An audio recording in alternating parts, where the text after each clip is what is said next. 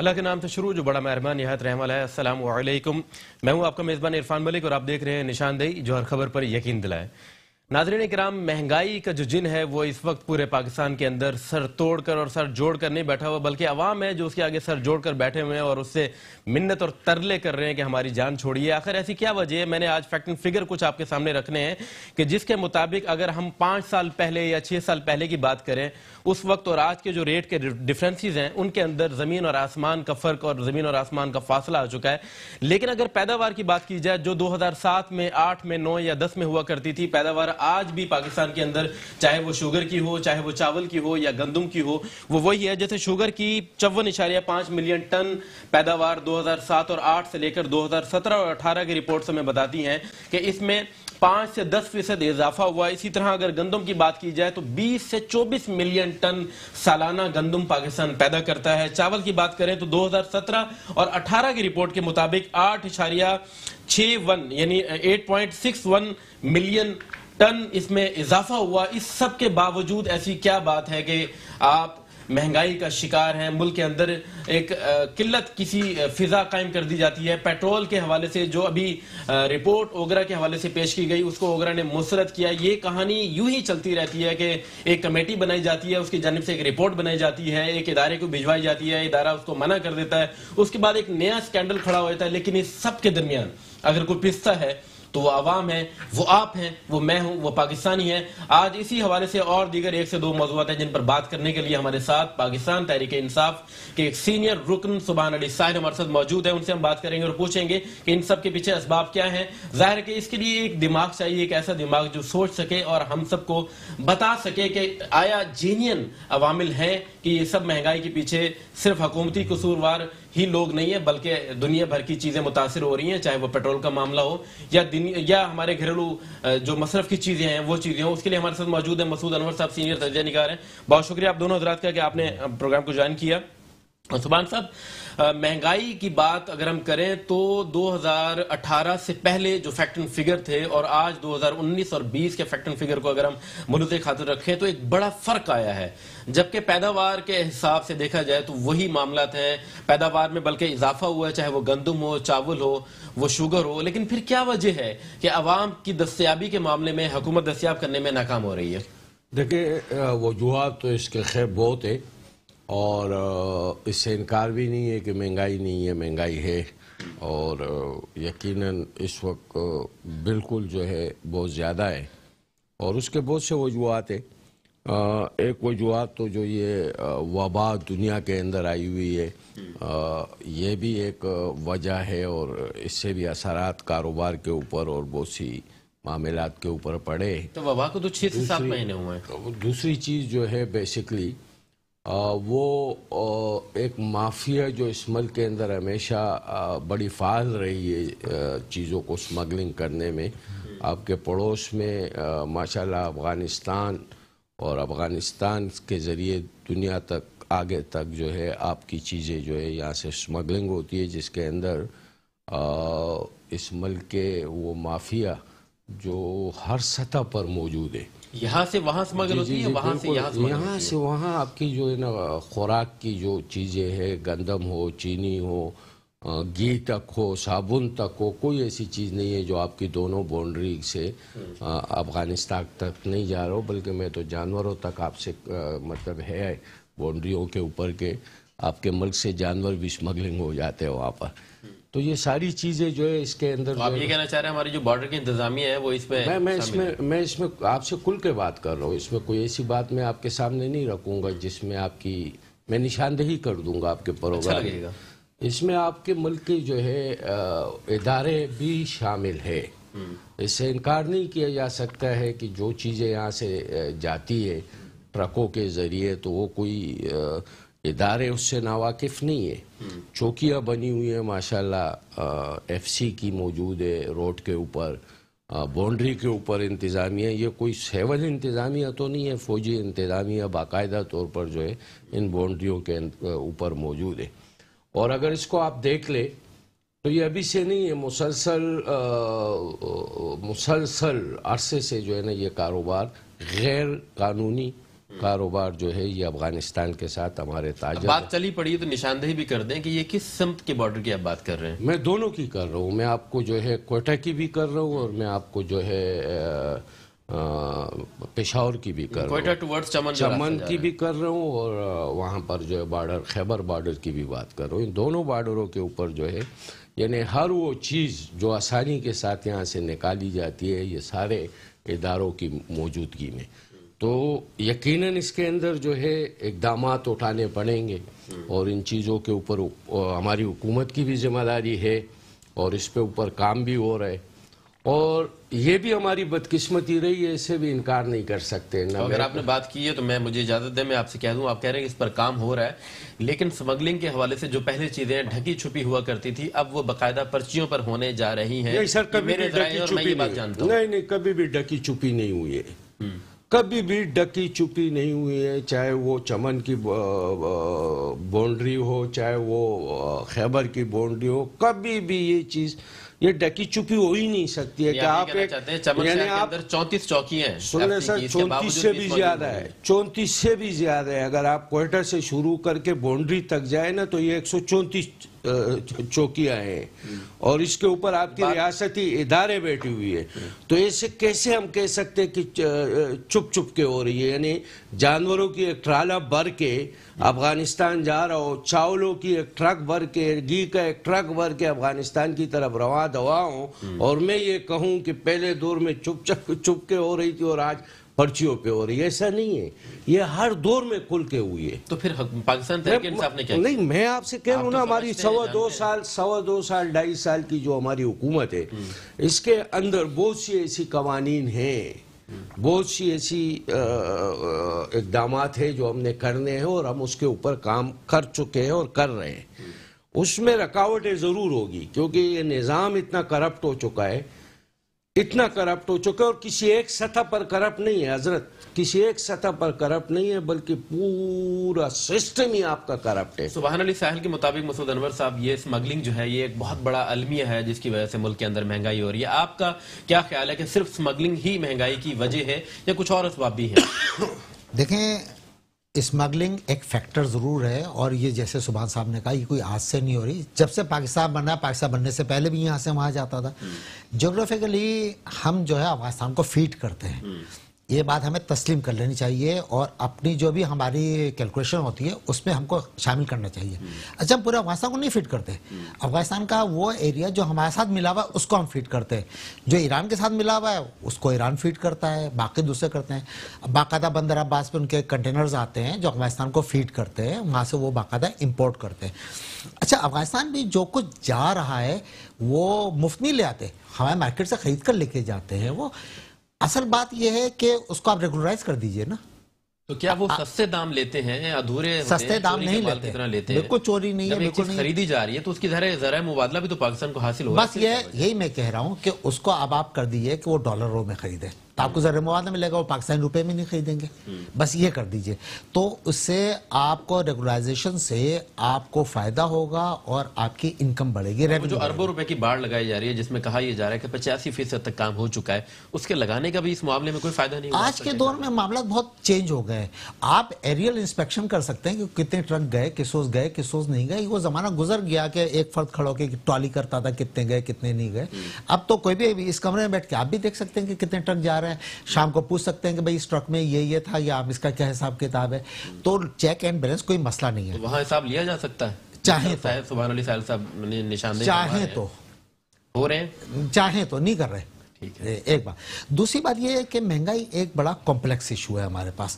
مہنگائی کو آپ دو طریقے سے ایڈریس کرتے ہیں. ایک تو یہ جیسے ہمارے پاس زرعی پیداوار کا معاملہ ہے, ابھی چینی کا اسکینڈل ہمارے پاس بہت بڑا گیا ہے کہ آپ اس کی کیلکولیشن کرتے ہیں کہ یہ بھی میں نے کہا کہ آج کا ہم جدید دور ہے.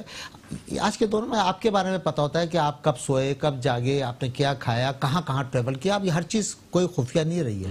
اسی طرح پیداوار بھی اب خفیہ نہیں ہے کہ کس فیکٹری میں کتنی پیداوار ہوئی, کس کے پاس کتنا ذخیرہ موجود ہے, کیا ہے, ٹریکر لگے ہوتے ہیں, سب چیز ہو جاتی ہے. بات یہ ہے کہ ہم چاہتے کیا ہے.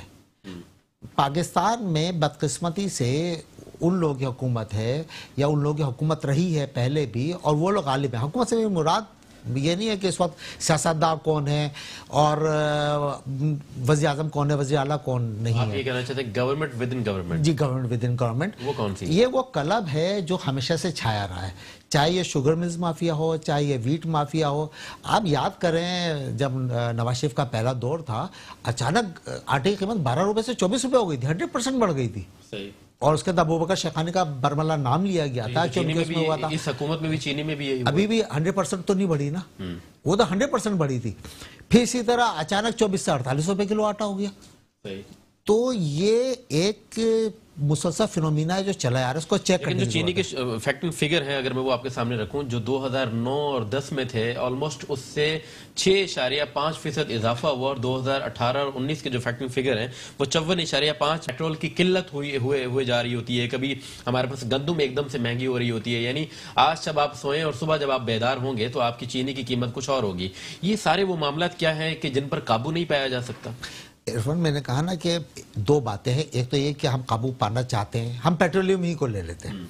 پیٹرولیم کی چیزیں کبھی ٹرانسپیرنٹ نہیں رہی, پہلے دن سے لے کر آج تک نہیں رہی ہیں. آپ کو نہیں معلوم کہ پیٹرول جو کمپنی امپورٹ کر رہی ہے اس نے کس ریٹ پہ امپورٹ کیا, اس کی یہاں پر ریفائننگ کی کاسٹ کتنی آ رہی ہے, پلس اس کا جو منافع ہے وہ کتنا آ رہا ہے. اگر یہ سب چیزیں ٹرانسپیرنٹ ہو تو آپ بہت آسانی سے دیکھ سکتے ہیں کہ بیچ میں 25 سے 30 روپے کا کوشن ہے, میں نے کیلکولیٹ کیا ہوا ہے. 25 سے 30 روپے کا کوشن ہے جو کہیں بیچ میں غائب ہے, پتہ ہی نہیں چل رہا کہ کہاں گیا. وہ حکومت کے پاس بھی نہیں آ رہا ہے, وہ پیٹرولیم کمپنیز کھایا فی لیٹر 25 سے 30 روپے فی لیٹر کا گیپ ہے جس کا نہیں پتا. ریفائننگ کاسٹ لگا لیجئے آپ پوری, آپ ان کا منافع جو آفیشیل ڈیکلیئرڈ ہے وہ لگا لیجئے, آپ اس کی امپورٹ کاسٹ لگا لیجئے.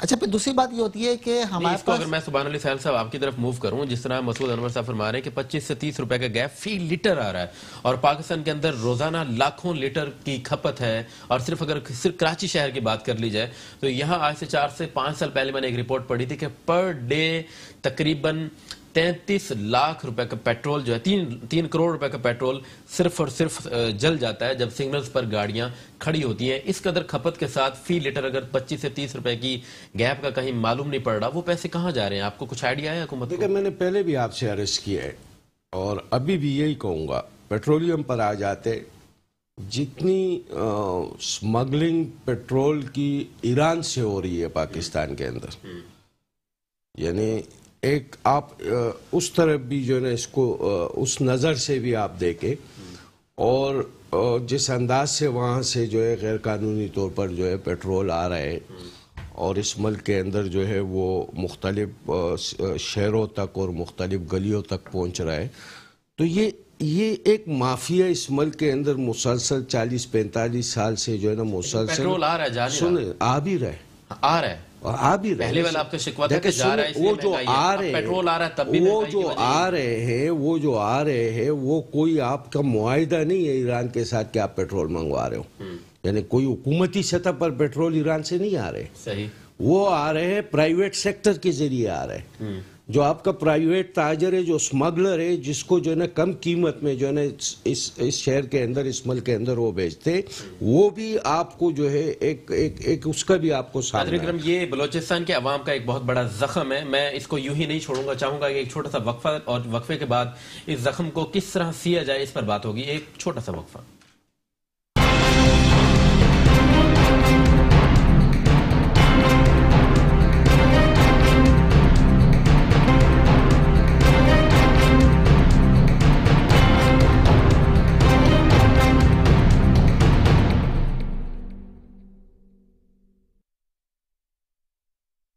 Welcome back. مہنگائی کے حوالے سے بات ہو رہی تھی اور کیٹیگوریکلی بات کہیں سے نکلی تھی اور کہیں پر چلی گئی. بلوچستان کے حوالے سے بات نکلی کہ وہاں پر جو مہنگائی کے معاملات ہیں ڈیفینیٹلی ڈسکس ہونا چاہیے. بلوچستان ہمارے دل کے بہت زیادہ قریب ہے. پاکستان کا ایک انتہائی امیر ترین صوبہ کہوں گا, اور امیر ترین اس مد میں کہ جتنی معدنیات اور جتنی اللہ کی نعمتیں اس صوبے میں, میرا نہیں خیال کہ پاکستان کو یا پاکستان کے کسی اور علاقے کو اللہ نے اس طرح نوازا ہو. جناب علی, آپ بات کر رہے تھے کہ پیٹرولیم کی وہاں پر سمگلنگ ہوتی ہے, وہاں پر گھی تیل نہ نہ جانے کیا کچھ سمگل ہوتا ہے، لیکن بلوچستان کے حوالے سے میرے بہت دل کے قریب ہے بلوچستان. میں اس حوالے سے اس درد کو ذاتی طور پر بھی محسوس کرتا ہوں. وہاں سبحان صاحب عوام کے پاس دیا ہی کیا ہے حکومتوں نے؟ وہاں انڈسٹری نہیں ہے، وہاں فیکٹریاں نہیں ہیں، وہاں کسی قسم کا کوئی اور ذرائع آمدن نہیں ہے. تو وہاں کے عوام کریں تو کیا کریں؟ آپ نشاندہی کر دیں، عوام سے ہم بات کر لیں گے، وہ کرنا شروع کر دیں گے. میں آپ کو ایک بات بتاؤں کہ بالکل بلوچستان کے لوگ، بلوچستان ہمارا جو ہے دل کا حصہ ہے، ہمارا ملک کا حصہ ہے، اور ہماری اتنی محبت ہے بلوچیوں سے، وہاں کی رہائشیوں سے، وہاں کی پختونوں سے، جو بھی وہاں پر لوگ آباد ہے، جتنی محبت ہمارے باقی پاکستان کے ساتھ ہے.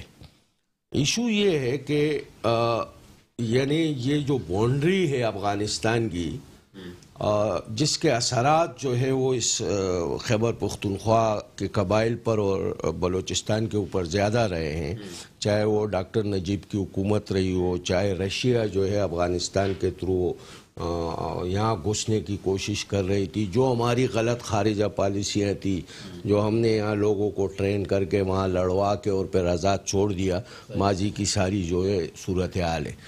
اس بات سے انکار نہیں کیا جا سکتے کہ بلوچستان کے ساتھ جو ہے بھٹو کے دور میں بھی زیادتی ہوئی ہے. یعنی ان کی منتخب اسمبلی کو توڑ کر اور گورنر راج جو ہے قائم کر کے اور بلوچ سرداروں کو پہاڑوں پہ چڑھانے پر مجبور کر دیا، بندوق اٹھانے پہ مجبور کر دیا.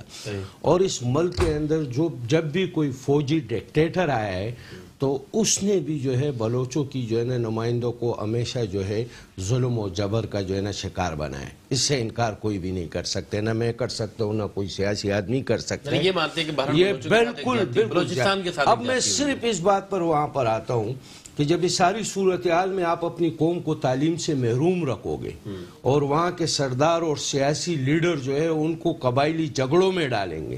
یعنی میں قلعہ عبداللہ کی گلستان کی بات آپ سے کروں گا. جب محمود خان چغزئی اپنے قبیلے کے اندر جو ہے، جی ہاں، جو اپنے قبیلے کے اندر دشمنیاں کریں گے اور سینکڑوں لوگوں کو سرعام ان کا قتل عام کیا جائے گا، مسجدیں، دکانیں، بازاریں جو ہے وہ مزائلوں سے وہ اڑائیں گے. آپ سے ایک سوال اس کے بعد میں مسعود بھائی کی طرف جاؤں گا. مجھے یہ فرمائیے گا 5 کاروبار ایسے جو وہاں پر وافر مقدار میں ہو رہا، آپ مجھے نام لے کر بتا دیں کہ یہ ہو رہے ہیں، اس کے باوجود لوگ لڑ رہے ہیں.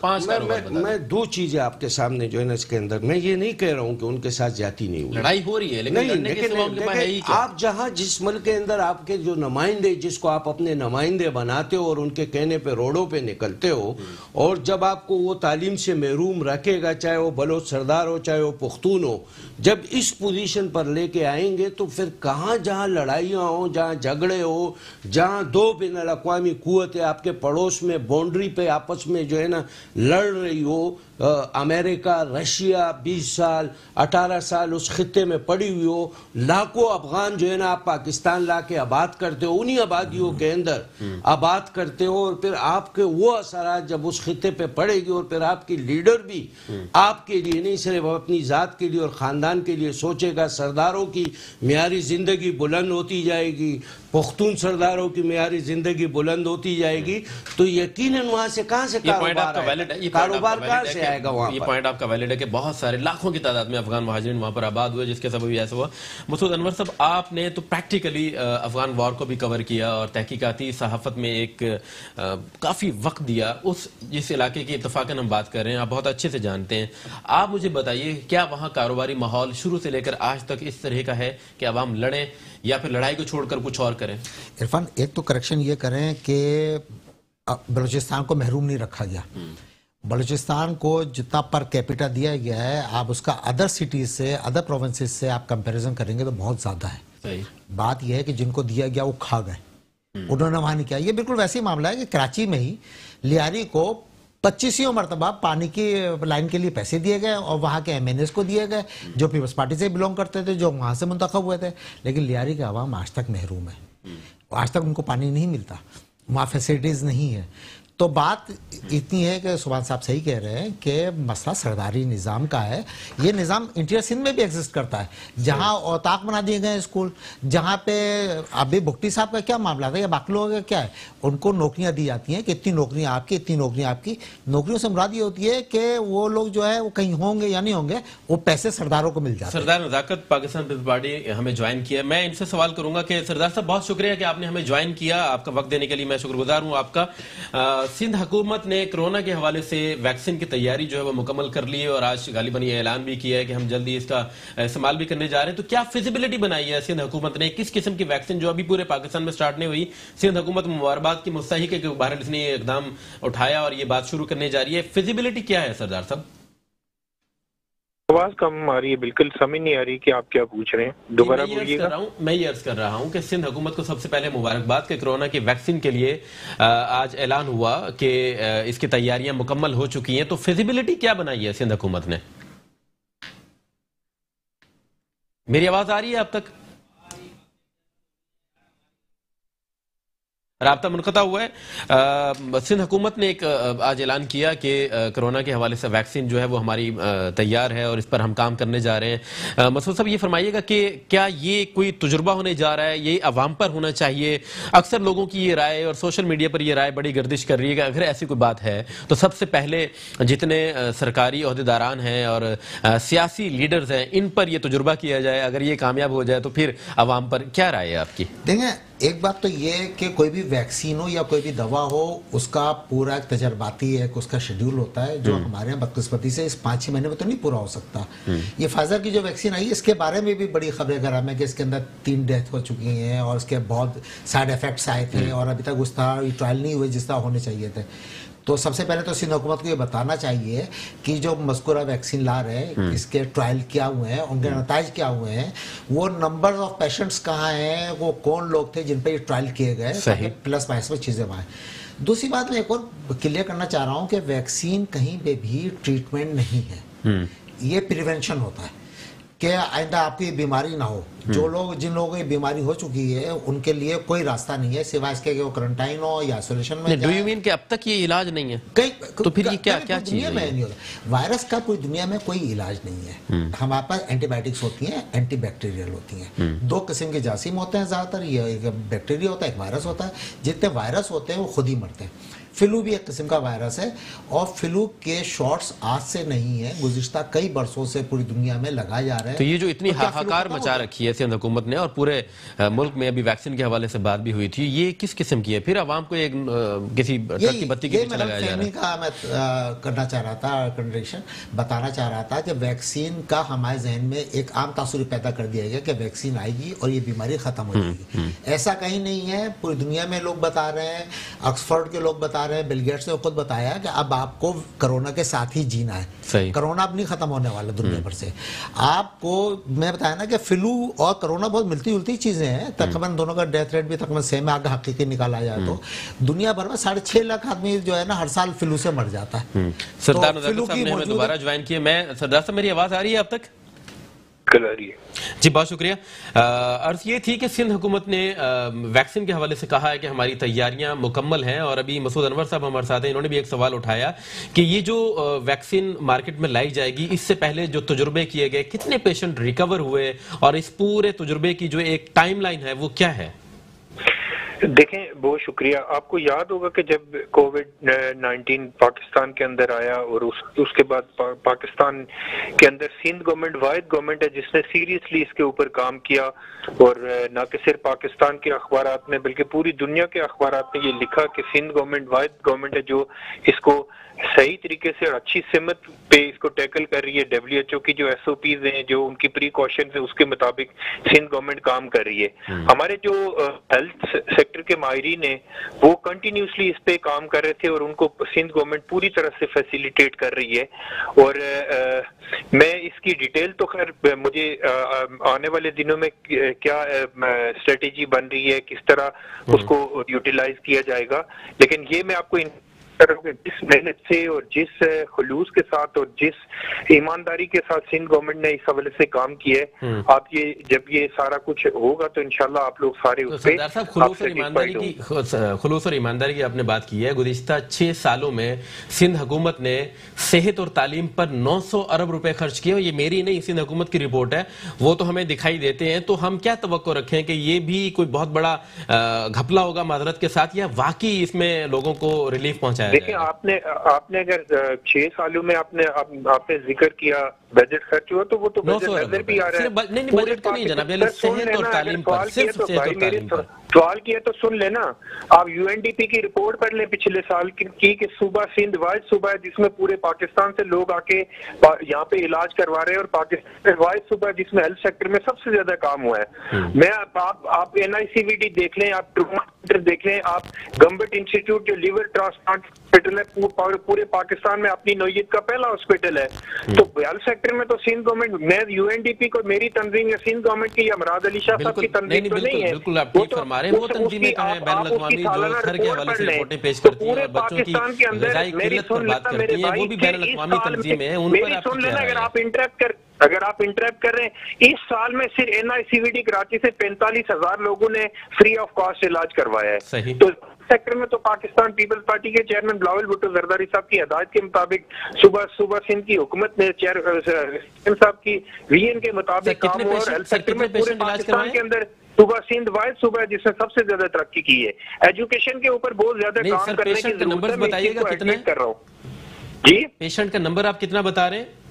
मैं 45,000 नंबर बता रहा हूँ। अल्लाह करे 45,000 एक पेशेंट और इजाफा हो जाए, वो आसिफ अली जरदारी साहब हो, मैं चाहूंगा कि उन्हें भी अल्लाह सेहत दे और सिंध हुकूमत की निगरानी में ही अल्लाह उन्हें शिफा याब करे ताकि वो नैब के जो केसेस उन पर चल रहे हैं उनका जवाब दे सके। सिलसिला चलता रहेगा यूं ही।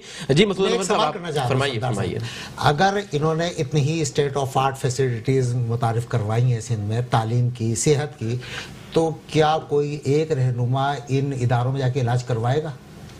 जी फरमाइएगा सरदार साहब, आप तक आवाज आ रही हो? अगर मैं इनको बता देता हूँ, ये साहब जो बात करें मुझे नहीं पता कौन साहब है, और आप एक सवाल करके कभी आप ईस्ट का सवाल पूछ रहे हैं, कभी वेस्ट का सवाल। यहाँ पे आसिफ जरदारी साहब का जिक्र कहाँ से आ गया मुझे समझ नहीं आ रही है।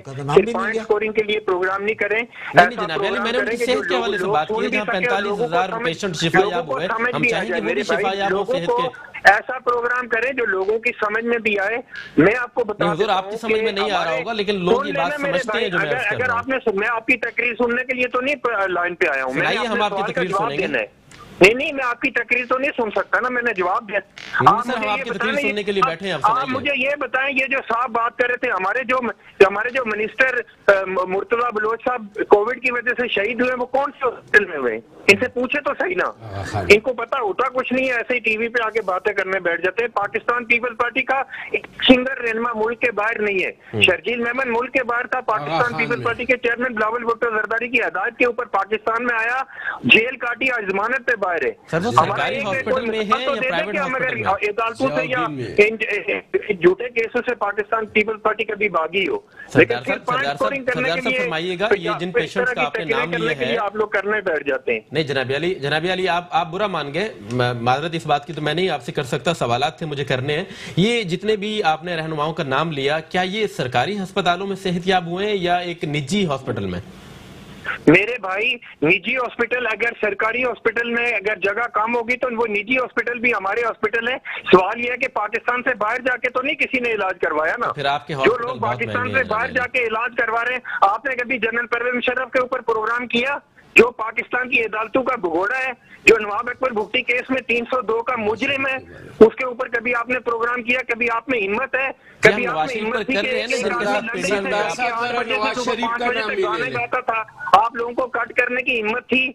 लेकिन पाकिस्तान पीपल पार्टी की लीडरशिप फेस करना चाहती मीडिया की हिम्मत है, जिन्होंने हमेशा पाकिस्तान पीपल्स पार्टी की जमहूरियत की आवाज पर अपनी आवाज बुलंद की है। ये मेरे ख्याल में सरदार नजाकत साहब, आप अपने नाम की निस्बत नजाकत से काम ले रहे हैं, मगर मैं आपसे अर्ज करूं कि मीडिया ने हमेशा पाकिस्तान पीपल्स पार्टी के इस स्टांस पर साथ खड़ी रही है कि जमहूरियत को मुल्क में होना चाहिए, और जमहूरियत के लिए जितनी कुर्बानियां मीडिया ने दी हैं, क्या आप इससे इनकारी हैं? मैं बिल्कुल इनकारी नहीं हूँ, लेकिन आप बाइस होके क्यों प्रोग्राम कर रहे हैं? आप सवाल एक कर रहे हैं, उसका जवाब सुन नहीं रहे। आपकी राय हो सकती है सबके ऊपर बात की, आप मुझे सिर्फ एक सवाल का जवाब दें। क्या दुनिया सारी यहाँ पे माफीनामा लिख के पूरी दुनिया में जाके इलाज करवाते हैं?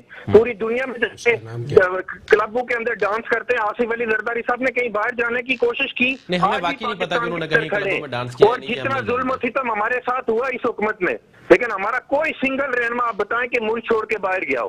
ایک مثال دے دیں. ایک مثال میں آپ کو دے رہا ہوں کہ شرجیل محمد صاحب ملک کے باہر تھے, پاکستان پیپلز پارٹی کے چیئرمین بلاول بھٹو زرداری کی ہدایت پہ ملک کے اندر آئے اور بیماری کے باوجود انہوں نے عدالتوں کا سامنا کیا, اور پاکستان پیپلز پارٹی کرنا جانتی ہے. نہیں, یہ تو آپ کی بات, میں آپ کی اس بات سے بالکل متفق ہوں. پہلے دن سے ہوتے آئے, آپ کی اس بات سے میں بالکل متفق ہوں. ان کی تو پانی کی بوتلوں پر بھی الزام لگایا گیا, یہ نہیں ہونا چاہیے. پاکستان پیپلز پارٹی کے ساتھ یہ زیادتی ہوتے ہوئے آ رہی ہے.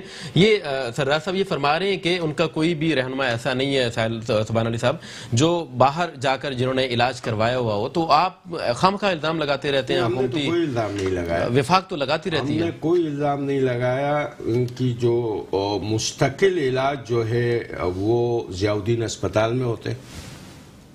یہ پیپل پارٹی کا خاندانی اسپتال ہے اور اس میں ان کا خاندانی ڈاکٹر ہے.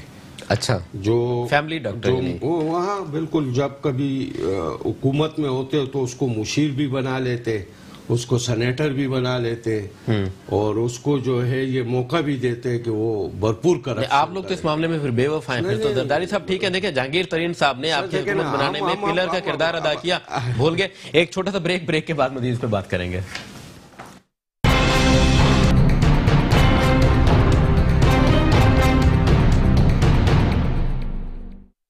Welcome back. نشاندہی میں ایک دفعہ پھر سے آپ کو خوش آمدید کہیں گے. ناظرین اکرام, ترکی کے بادشاہ عبدالحمید دوم کو یہ آفر کی گئی کہ آپ اسرائیل کو, یعنی اس وقت کے جو یہودی تھے, انہیں ایک جگہ اکٹھے ہونے دیں, اور اس کے بعد ہم آپ کے جتنے بھی قرضے ہیں ان پر ہم آپ کی مدد کریں گے, ان کو معاف کر دیا جائے گا. اسی طرح قائد اعظم کے حوالے سے بھی یہ بات آتی ہے کہ آپ کو بھی آفر کیا گیا جب پاکستان بنا, کہ ظاہر ہے کہ ایک شروعات ہے, آپ کی معاشی صورتحال ایسی نہیں ہے کہ آپ ایک ملک چلا سکیں. اسرائیل کو قبول کر لیں, ہم آپ کی بہت بڑی امداد کے ساتھ آپ کی حمایت کریں گے. لیکن قائد اعظم نے بالکل اسٹریٹ فارورڈ منع کر دیا. مگر آج ہم یہ دیکھ رہے ہیں کہ سعودی عرب, اردن, یو اے ای نے قبول کر لیا, اور بہت سارے مسلم ممالک ایسے ہیں جو اسرائیل کو قبول کرنے جا رہے ہیں. دو قسم کی اس میں قبولیت کی شرطیں ہیں. ایک یہ کہ جو غالباً 1967 کی جو جنگ ہوئی تھی اس میں جو حدود تھیں, مسلمان ممالک کچھ ایسے ہیں جو کہتے ہیں کہ آپ ان حدود کو کی طرف واپس چلے جائیں, فلسطین کا علاقہ وہ آزاد کر دیں, تو ہم آپ کو قبول کریں گے. کچھ ایسے ملک ہیں جس میں پاکستان اور سعودی عرب شامل ہے جو اسرائیل کو سرے سے قبول ہی نہیں کرتے. مگر کچھ سنگن ایسی ہے کہ ہمارے کچھ بڑوں کی ملاقات پچھلے چند ماہ پہلے تل ابیب میں ہوئی ہے. مسعود صاحب, اگر پاکستان اور اسرائیل کے تعلقات ہونے جائیں, دیکھیں ایک ہوتا ہے رشتہ دوستی اور ایک ہوتا ہے تعلق. اگر تعلق ہو تو اس میں کیا قباحت ہے, اور اگر نہیں تھے 70-78 برسوں سے اور آج ہونے جا رہے ہیں تو پھر اس میں مسئلے والی کیا بات ہے؟ عرفان, تعلق میں کوئی قباحت نہیں ہے. بات یہ ہوتی ہے کہ اگر کسی نے آپ کی زمین پہ قبضہ کر لیا ہے تو کیا وہ اس کو واپس کرنے کو راضی ہے, کیا آپ کو غلامی کے درجے سے نکال رہا ہے. ہمارا پاکستان کا ایک اصولی موقف ہے کہ انہوں نے فلسطینیوں پر جو مظالم کیے ہیں وہ اس کی معافی مانگیں, ان کی تلافی کریں, ان کی زمینیں واپس کریں, ان کو زندہ رہنے کا حق دیں. یہ ایک اصولی موقف ہے ان کا. پاکستان سے ایسا کوئی تعلق نہیں ہے کہ ہماری زمین پہ قبضہ کیا ہے. اب بالکل ایسا ہی ہے جیسے کوئی فلسطین والے یا عرب والے یا ٹرکش جو ہیں وہ کشمیر پر موقف اپناتے ہیں, یا ہم تائیوان پر اپنا موقف اپناتے ہیں, یہ اسی طرح کا موقف ہے. تو اسرائیل تو اس پہ راضی نہیں ہے. وہ تو روزانہ وہاں پہ گاؤں بلڈوز کر رہا ہے, وہاں پہ روزانہ وہ فلسطینیوں پر مظالم کر رہا ہے. تو اس کا مطلب یہ ہے کہ معاملات اس سے بہت آگے کے ہیں. پہلی بات تو یہ.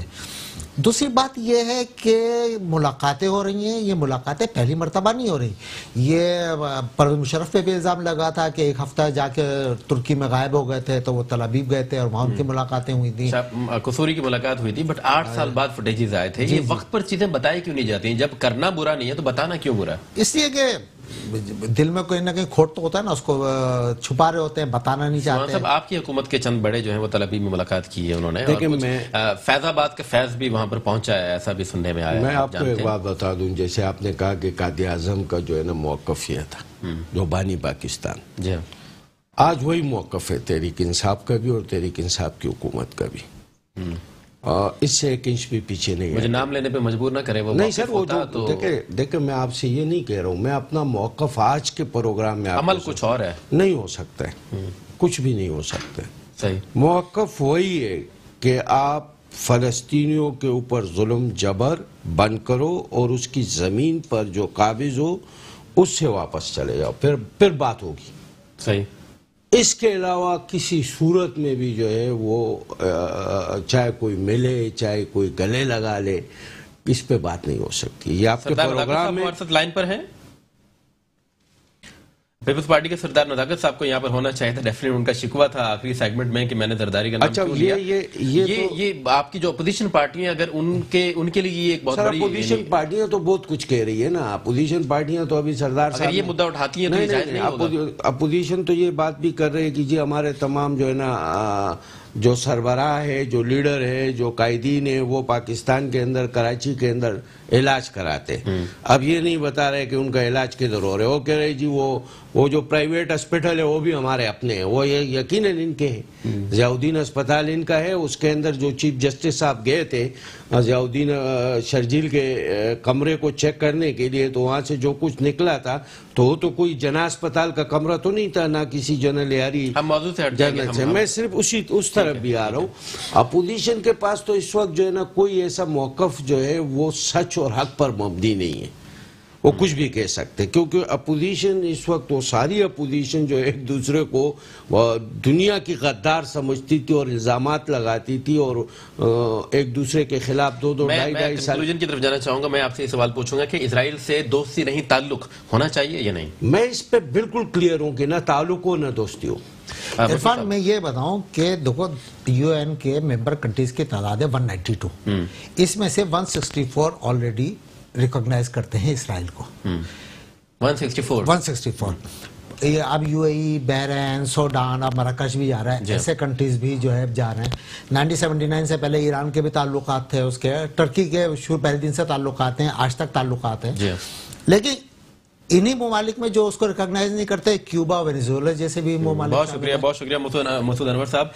پاکستان تحریک انصاف کے نمائندے اور حکومت کا شروع سے یہ سٹانس رہا ہے کہ ہم کبھی بھی اسرائیل کے ساتھ وہ ریلیشن نہیں جوڑیں گے جو دنیا جوڑنے جا رہی ہے، چاہے ہمیں اس کی کوئی بھی قیمت چکانا پڑے۔ لیکن جب آپ پر ویزوں کی پابندیاں لگیں گی، جب آپ پر معیشت کی دھمکیاں دی جائیں گی، جب آپ پر IMF کے بوجھ کو قبول نہیں کر پاتے اور پاکستان کے اندر اور ملک کے اندر مہنگائی کا جو تناسب ہے اسے قابو نہیں کر پاتے، تو پھر یہ سوال پیدا ہوتا ہے کہ آپ کی چاہت ہو یا نہ ہو، کیا آپ اپنی چاہت کے ساتھ ملک کو چلا پا رہے ہیں؟ جواب ملتا ہے اس وقت تک تو نہیں، ابھی تھوڑا سا اور بڑا ہونے دیں۔ تو پھر اس دباؤ کو آپ کیسے قبول کریں گے؟ وقت بتائے گا، اور اس وقت کے ساتھ ہم آپ کے ساتھ رہیں گے اور نشاندہی کرتے رہیں گے۔ اگلے پروگرام تک کے لیے ہمیں اجازت دیں، اللہ حافظ۔